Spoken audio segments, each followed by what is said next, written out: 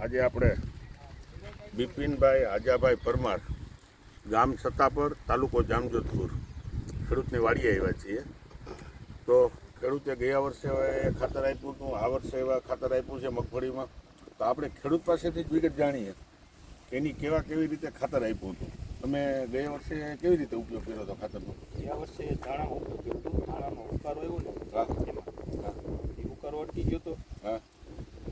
ધાણા ખરા પછી ઉનાળુ ખેતમાં તલમાં ઉપયોગ કર્યો હતો. બરાબર. તલમાં ડીએપી તો વાવી દીધું હતું.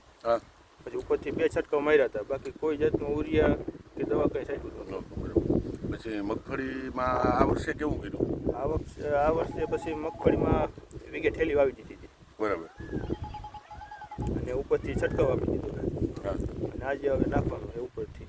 આમાં રાસાયણિક દવા કે આતે કે કોઈ જાતનું નહીં. કોઈ જાતનું નહીં. તો એ તમને સરસ રિઝલ્ટ મળ્યું. બીજું તમને ખબર છે કે આમાં વધારે ફ્લાવરિંગ લેવા માટે આપણે શું કરવું જોઈએ? એનો તમને આઈડિયા ખરો કે? એ તો આ પડતાભાઈ છે તે અમારા ભાઈ છે ભાઈ. ભાઈ જ પણ છતાંય હું તમને એક સલાહ આપી દઉં કે જ્યારે તમારે 1 કિલો ખાતરે 200 ગ્રામ ગોળ નાખીને એનો બોરો બનાવવાનો, 4 દિવસ પલાળવાનો, અને પછી પર પંપે 1 લીટર બનાવેલું પાણી નાખવાનું, 50 ગ્રામ દૂધ નાખવાનું અને 15 ગ્રામ ગૌમૂત્ર નાખવાનું.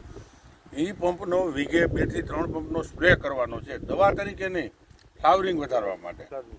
એટલે એ તમે આમાં કરી નાખો, તમારું ફ્લાવરિંગ આ જે છે ને એના કરતાં સીધો ડબલ થઈ જાય. તો આમ ગ્રીન ઇન્ડિયા આમાં તમને ખૂબ ફાયદો થયો છે. ફાયદો અમે આ ત્રીજું મોલ છે ગ્રીન ઇન્ડિયા વાપરવાનું ચાલુ કર્યું. બરાબર. અને રાસાયણિક દવાનો મોટો બેનિફિટ. Okay, thank you.